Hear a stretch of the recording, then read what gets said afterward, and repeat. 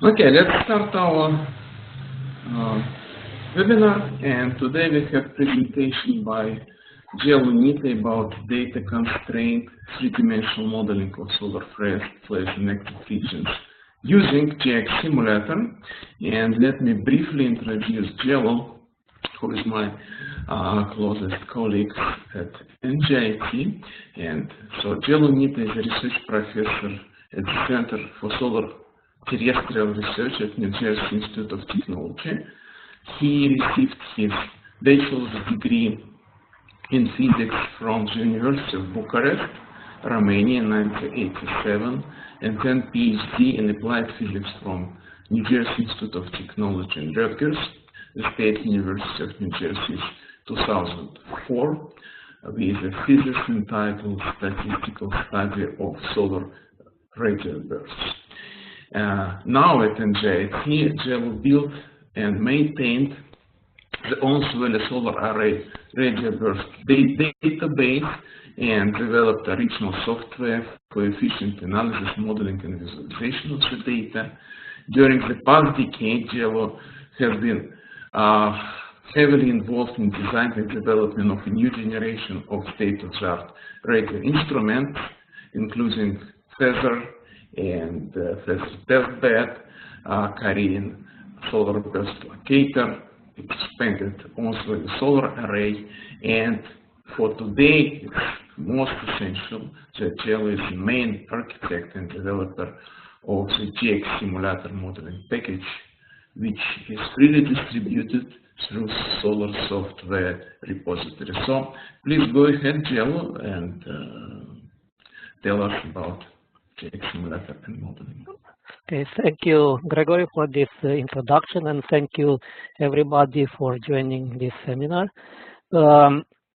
Today, as Gregory said, I will present the 3D modeling of solar flare and active region that we do here at NGIT using GX Simulator, but not only at the NGIT, because as I will show you immediately,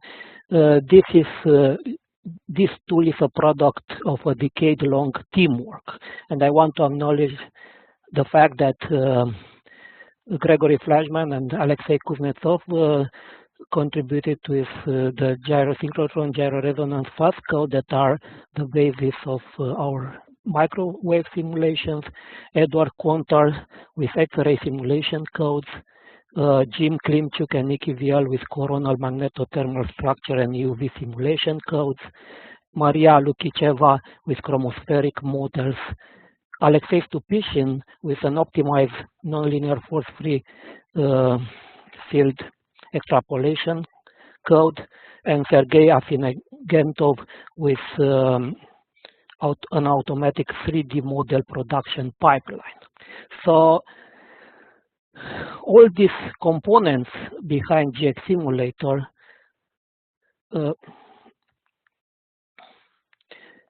we work to put them together and to combine inputs, observational inputs, theoretical methods, simulation modeling to create data constraint modeling of a 3D volume of interest. So let's tell you a little bit about this GX Simulator framework. It has been described already in two papers, one in 2015 that described the flare modeling, and a more recent one in 2018 that described the active region modeling. And this package, which is distributed through Solar Software Repository, is an open source IDL implementation running on Windows, Windows, and Mac. It has the ability to import numerically defined chromospheric and coronal models. It has integrated tool for generated data-driven chromospheric and coronal models, integrated tool for building and populating magnetic field loops, and have the capabilities to generate microwave, UV, and X-ray maps based on combined chromospheric and coronal models. Here I am this is a old video, the interface is now is a little bit different, but the main functionality is there. I just wanted to give you an idea about the user interface of this GX simulator, which is very versatile and allow the user to inspect the 3D volume of interest. What you see here is a magnetic cube with a flaring, the model of a flaring loop, and you can go and see different distribution. In this case, the blue one is the non-thermal electron distribution. Once you have the model, you create a model, which I will explain later more details about the model creation. You can choose a field of view and compute multi-frequency maps or multi-energy maps or UV emission from the volume of interest. So in this case, you see a real-time computation of 100 maps at 100 frequency between 1 and 20 gigahertz. And the reason I want to show is to see how fast this tool can compute these maps, which this is a great accomplishment, because not too long time ago, instead of waiting for minutes to see something like this, you might have had to run intensive computing for maybe a week or more.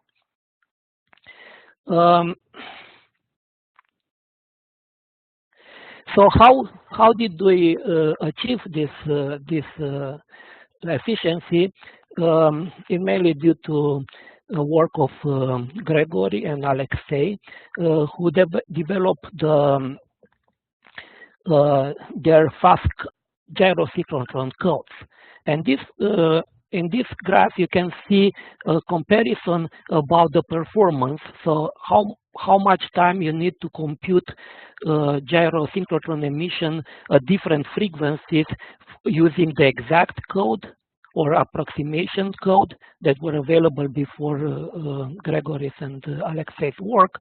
And you see that this time, which is order of hundredths of seconds for one line of sight, and it's also is frequency dependent. It takes more time to produce higher frequency than lower frequency. But the fast gyrosynchrotron codes have actually no dependence on frequencies, are equally fast at any frequency, very efficient, and 4 orders of magnitude faster than the classical codes. Now,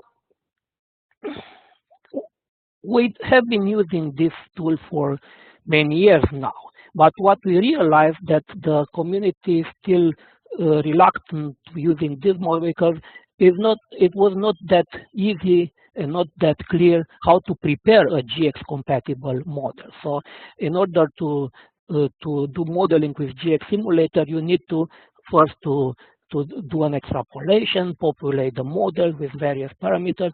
So over the last couple of years, we have been working on developing this automatic GX model production pipeline, which is very efficient and very fast and very convenient for the user, because actually what the user has to do is just to indicate the time, position, and spatial resolution of the model. After that, the code automatically downloads SDO, HMI, and AIA data closest to the time requested. It performs WCS coordinate transformation of HMI data to create the base of of extrapolation. It creates an empty box structure containing all the position information in a WCS compatible index. It adds to this box line of sight contextual maps like magnetic field, white light, and all requested AIA, UV, and EUV reference maps. And it performs initially a potential field extrapolation, which is used as a boundary condition to do more computation involve nonlinear force-free optimization code. Now, there is I said that this GX simulator works on any platform like Windows, Unix, and Mac, but it has, for now at least, a limitation that the nonlinear force-free field optimization could run only on Windows, because they were developed taking advantage of the Windows OS architecture to make them very fast.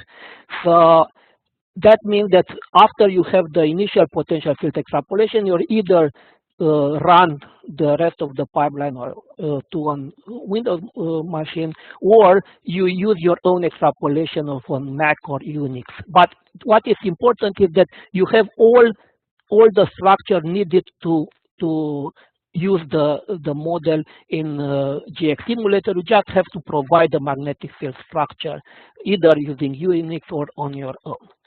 And from now on, there is another part of the code that computes, is very computationally involved, but also part of a pipeline which is needed to do detailed chromospheric and coronal modeling.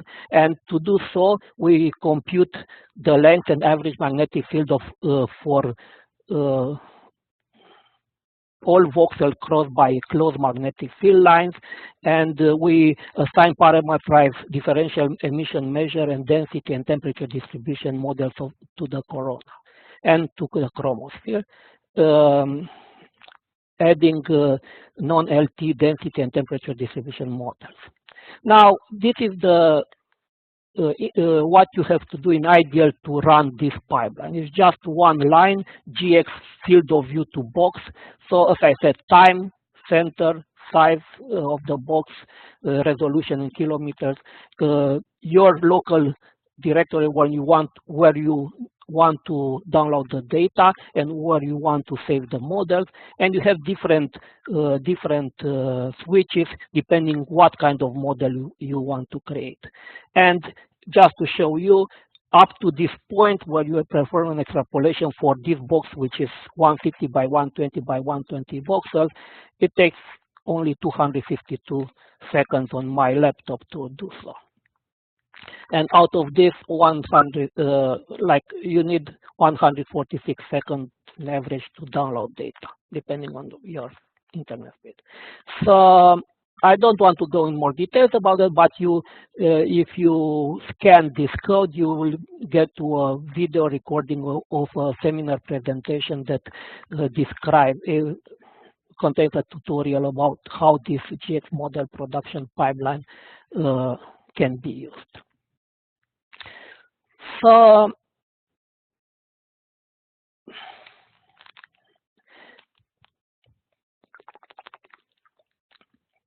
now I just want to show you a few examples about what can be done in GX simulator. And the idea, so here I'm just showing a model that we built for the 2017 September 4 event, which it's an interesting event because it was accompanied by solar energetic particles emission. And the idea is that you start with a magnetic field model, identify a field line that matches the source, observed source structure for the emission, and you have to populate that magnetic field with plasma and accelerated particles, and you can use parameters from OSPEX fit as a guide if you have RESI observation, or you can use other means to decide how to populate, and calculate emission, microwave, hard X-ray, UV you can compute, and you can convolve with an instrument beam to compare with maps, observational maps. And so here is an example about a comparison between GX simulator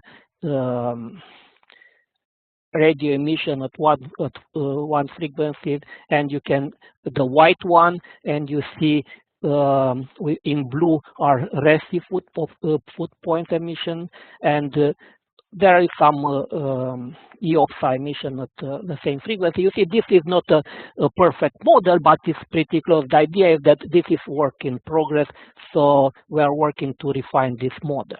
But just to show you how the pipeline works, so the pipeline is basically producing everything but the loop. Yeah, so basically it takes the magnetic field HMI data, it projected to the basis of the extrapolation in a plane that is tangent to the solar surface.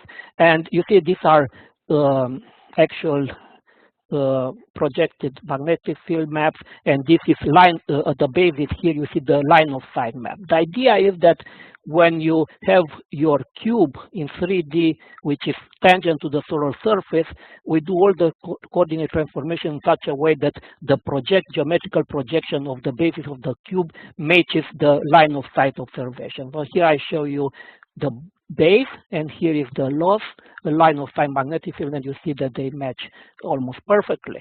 There's little distortion. So there was a lot of work involved in creating these models in such a way.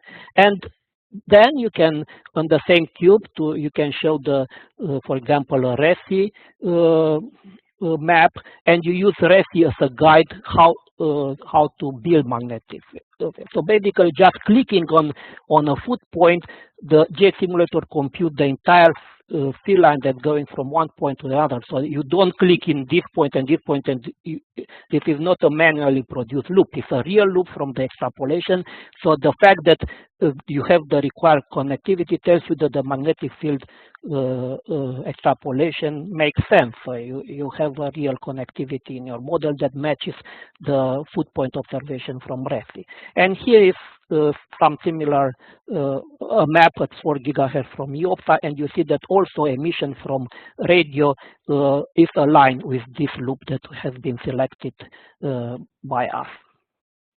Now, how you populate that loop is another story, but you can make use in this example, because RESI observed this flare, you may use RESI OSPEX fit of the photon flux spectrum, and you can use emission measure, temperature, non-thermal electron, the energy distribution index, and minimum non-thermal electron energy, everything from OSPEX, where you use this to populate your loop. So basically, using these numbers, we have we have an interface in which we can distribute non-thermal or thermal electron in the loop. In this case, you see here the thermal distribution. We have here a actually, no, this is non-thermal. Thermal. You have density, and you have temperature, and you have here the emission measure. So basically, you try to match this observed emission measure 310 to the 48 with this emission measure that it comes from the model. So you the same you do with the non-thermal distributions. You have to use numbers that match the whatever is inferred from data. So that's why we say that we are doing data constraint modeling. So we use data as input for our model, and at the next step, you compute. You can compute emission in X-ray, in radio in the case of flares.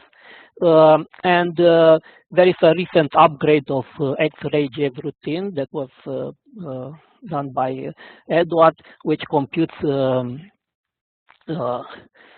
ion lines by using the CANTI database, allows for user-defined anisotropy of the electron beam, compute fixed target contribution from foot points, compute albedo contribution similar the way OSPEX is done in OSPEX by taking into consideration geometrical location of the model. So all of this results in something like this. So here you see, in this movie, you see GX simulator raw images on the left and convolved with RESI 5.4 arc second beam instrument response function, and these are maps from 3 to 100 300 kilo electron volts. So, and these maps can be directly compared with what? You can actually compare map by map, but just combine them for different energy ranges used by RESI to produce maps. But you can also do direct comparison with the spectrum. So basically, what you see here is RESI photon flux, and this is the OSPEX fit in green, and you have OSPEX direct flux and OSPEX albedo. And here you on the right you have the same comparison using GX simulator spectra, which comes from integrating over the field of view all those maps that you saw in the previous slide. And I'll say that you see that the resolution in our simulation is better than the resolution in OSPEX, but you see a pretty good agreement. And you may notice here that we match the ion lines and so on. Next, you just upload the gyro synchrotron code developed by Gregory and Alexei, and you compute from the same 3D structure gyro synchrotron emission in microwave range. Here you see maps from 3 to 18 gigahertz, which was the observing range by EOPSA during this flare. And again, you see maps the raw images, which we convolve with an instrument response function, which depends on frequency in the case of EOPSA. So this 57 arc second is roughly the beam at 1 gigahertz, and it becomes smaller as you go to higher frequency. So that's why you see that. And you see it again, you see the loop, you see the foot points and so on, and how maps should look at different frequencies. And here is a direct comparison between RESI images 12 to 18, which are the blue contours, and you see EOPSA at 4 gigahertz, which are the cyan one. And of course, you see GX simulator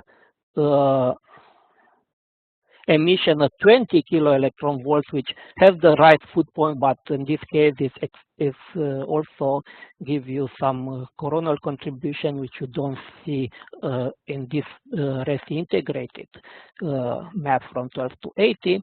And this the other green contours is GX simulator 4 gigahertz microwave map, which is not exactly what you see in the data. But as I said, this is just model we are working on, and we hope to present a better model by the time of the AGU meeting. So this is will be the subject of my talk there.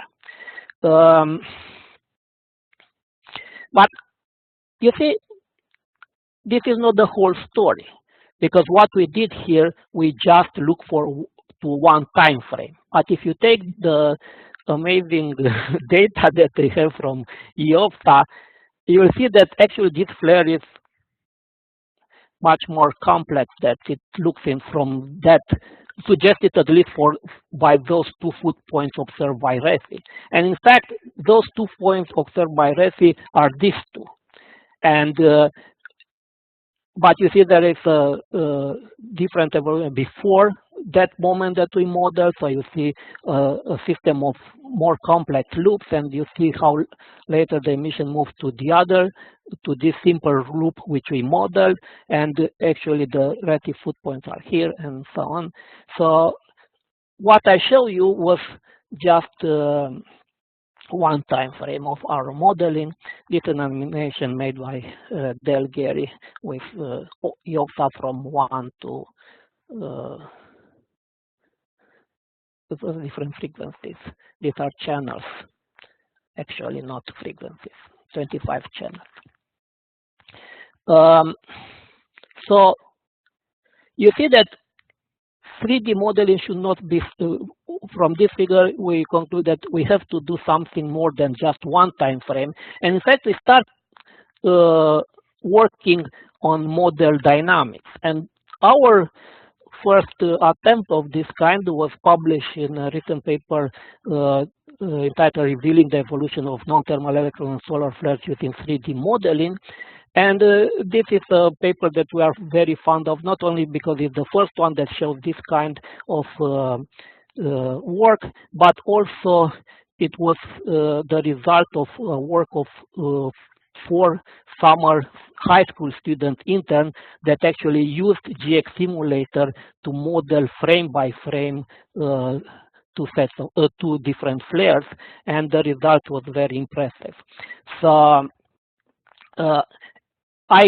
from that paper, I just want now to show one of the flares that we model, because actually this is something, another flare observed by EOPSA, and in this case you see that one loop was not sufficient to model the observed spectrum by EOPSA. At that time, unfortunately, the array was only in test mode and the images were not available, but we have multi-frequency observation. And in this paper by our colleague Natsuha Kuroda, which was part of her thesis, she modeled the observed microwave emission and X-ray emission using a system of 4 loops. And there was like a compact region and a much large-scale loop, which was needed to account for the spectral shape of microwave emission. Now, this was one time frame that Natsuha modeled for her paper. And what our summer student did, they started with that time frame, and they advanced the model time frame by time frame, modeling the distributions of non-thermal, thermal electron, and non-thermal electron, and in such a way that the microwave spectra was matched at each time frame. And this is the movie of this modeling, which show you how time evolved, and this is the spectrum, and this is the non-thermal electron distribution. I want to pay attention how this cloud of non-thermal electron moves along the long loop, and they actually accumulate at the top of this long loop at the peak time, and after that there are other things that change, but not necessarily the position of this. So this is consistent with our idea about how flares should evolve, how and in this case we had to model actually to change out of the 4 loops that were in the original model. Only 2 of them required change of some parameters, which are position of the centroid of the non-electron distribution. You have here different parameters that change. So this is normalized peak electron density location, which changes, so that this movement that you see in the big flux Q4 is due to this change in the location. And you have maximum energy cutoff had to be changed, and total number of non-thermal electrons, which goes up and down, and you have an effective volume of the flaring loop, which goes up to a point, and after that stays pretty much constant. And here is the standard deviation, which is pretty small between the modeled microwave spectrum from this system of loops and observed data. So this modeling was done with minimal number of parameter change from the original model, which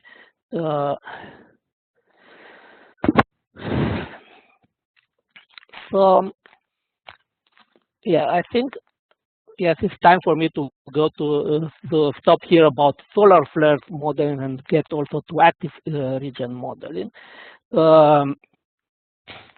And in the case of active region modeling, it somehow can be done in more automatic way and less interactive than it does not require that much interaction with the way we did it for flares, because you don't, in this case, we do not particularly choose flaring loops. What we do, because there are no flaring loops, what we do, we build a coronal thermal structure and we assign differential emission measure to each voxel in this structure using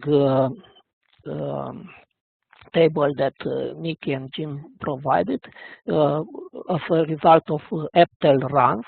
And basically what you have here, you have as I said, for each voxel in the volume, we compute the length of the line crossing that volume and the average magnetic field along that line.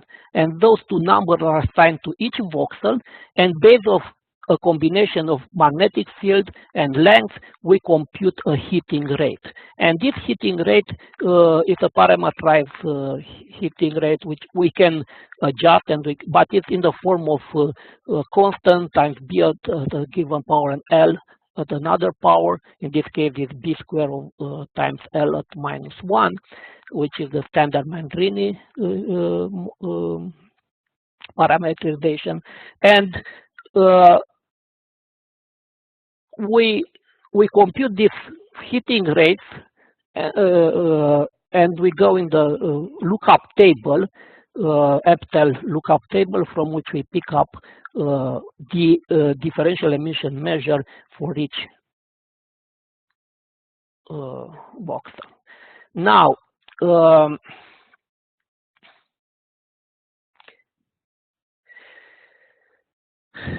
to this model, we also add an chromospheric model, and this is based on photospheric maps of magnetic field, line of sight, and white light, which we combine these two observational maps to produce a chromospheric model map that assigns to each pixels of the photosphere one of 7 Fontanella one-dimensional model of the chromosphere. And these regions are internet or network, enhanced network, sunspot, penumbra, umbra, Fagiculae, and place. So to each of these one, we have one model, one of the Fontanella models, and we assign a structure along the vertical direction, and this is a slice through the chromosphere that shows you a distribution of hydrogen density, neutral hydrogen density, proton density, temperature, magnetic field, everything. So for the magnetic field, actually we interpolate the nonlinear for the original nonlinear with higher resolution, because for chromosphere we basically instead we have voxels, variable height voxels. Yes, so they change, but in such a way that they extend over the up to the base of corona. Now, again, everything can be done interactively. So you have coronal model project page in the GX simulator, in which you can control your heating rate formula. You can assign differential emission measure. You can look and see how density and temperature computed from the moment of differential emission measure look like, and these are two different parameterizations. And you see that you can have an extended density, or you can have more compact distribution of density in your model. And the way it's done, as I said, is done during an interpolation in a lookup table, which is not simple, but give you in the end temperature and density as moments of differential emission measure, which are used to do radio emission. So you use differential emission measure to compute UV emission, and you use moments of those density and temperature derived from the moment of the distribution to compute microwave. So here is in a slide through the model that shows you the coronal density and temperature models at a given location in the model. And here is the combined chromospheric and coronal model. So we put together corona and chromosphere. So when you work with GX simulator, you will see that the chromosphere looks quite thick, but it doesn't look geometrically correct, but this is just a way to visualize. But internally, the scales are preserved. So this is just to for the user to see how things evolve in chromosphere and the corona. So this layer actually is not larger than 2 layers in the coronal model geometrically. And now I want to show you the result of our work published in the recent Astrophysical Journal paper, in the case of an active region 11072, on May 23rd. So what we did in this case, we perform all these steps. We compute assigned differential measure, we compute UV emission, and we use two heating models. One is called impulsive heating, another one steady state heating. And our approach was to simulate UV emission. These are on the first column here, you see observational maps. And the second column, you see GX simulated maps using the impulsive heating model, and GX simulator maps using the steady state heating models. And you can see there are some correspondence, but it's not perfect. But first of all, let me explain how we do data to model comparison. We integrate the observational maps over the field of view, and we have this star, and we first try to match the observed spectrum in the GX simulator. So you see that global, from the point of view of integrated emission, we try to match as well as we could, as good as we can, the integrated flux from UV emission. And we do that by fine-tuning our heating rate. Now, when we look at the detail,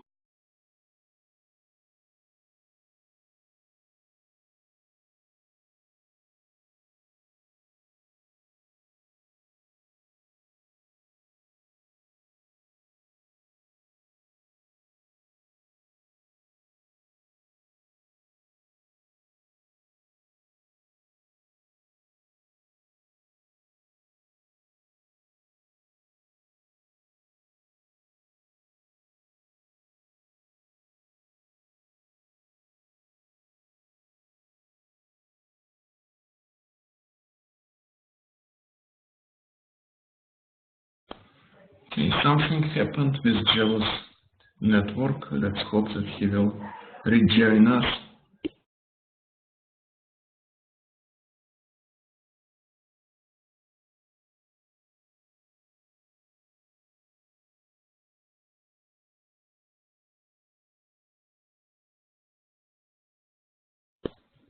Jello, can you hear me?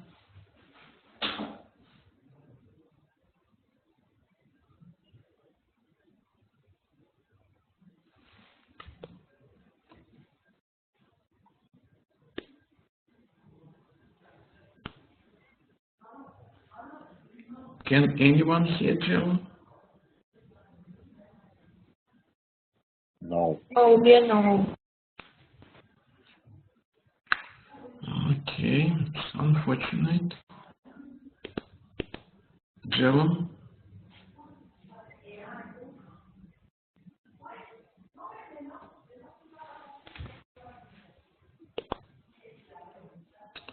Let me send him email. So Gregory, I just sent him a text. Okay. Okay, thank you.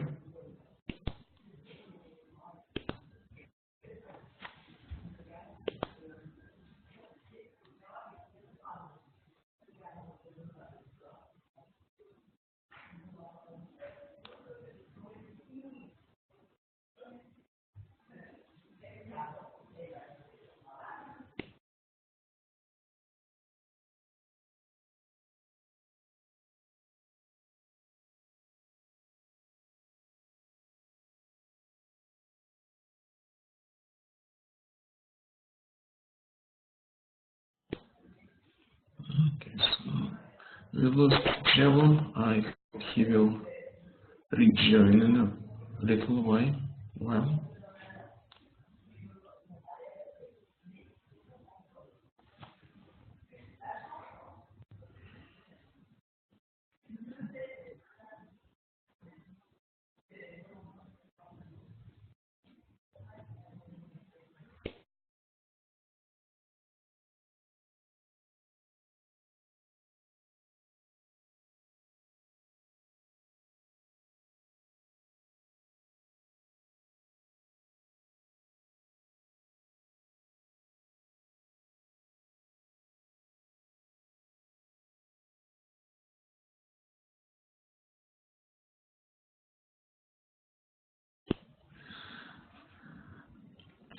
I guess.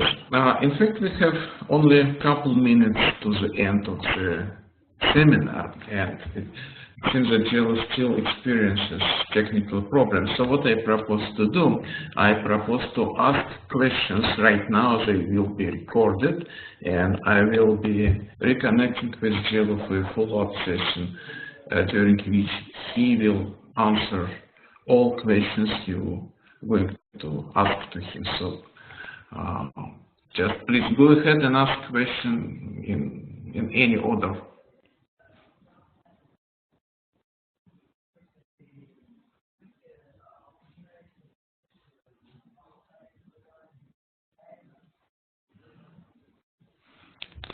So does anyone have questions?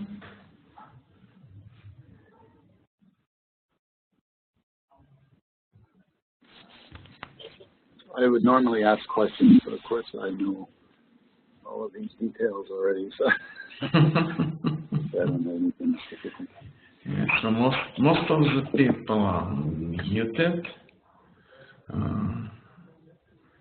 Sam Schoenfeld is unmuted. Sam, do you have a question to Jello?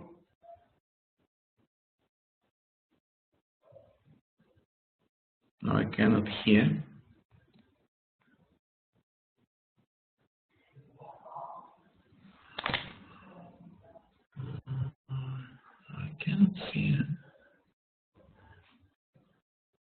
I cannot hear any question.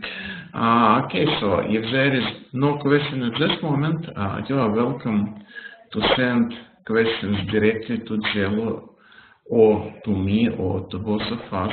And if any question of general interest will appear, we will meet with Jello in virtual space and record follow-up session with questions and answers. But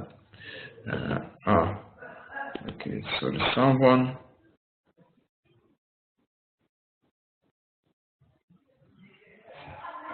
I'll just write it. So, okay, is there a way to produce UV line emission maps?